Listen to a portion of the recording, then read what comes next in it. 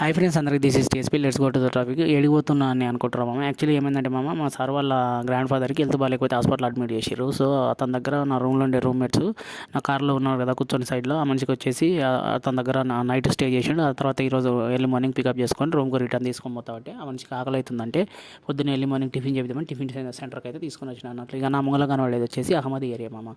Ahmadi area అంటే కువైట్లో the best peaceful green area, అంటే నాకు నచ్చిన one of the best green area అంటే అహ్మదీ అన్నట్లు. ఎందుకు గ్రీన్ ఏరియా అంటే అహ్మదీ చాలా ఓల్డ్ మందక, పాత మందక.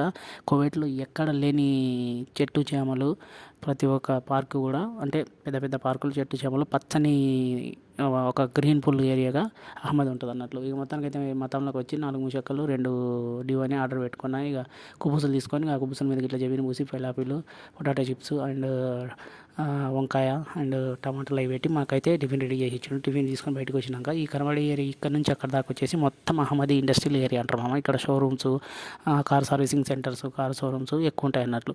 ఈ అహ్మదీ ఏరియాలో కార్ సర్వీసింగ్ సెంటర్లు అండ్ కువైట్ సిటీ దగ్గర షేక్ అనే ఏరియాలో కార్ సర్వీసింగ్ సెంటర్లు ఎక్కువ ఉన్నాయి అన్నట్లు.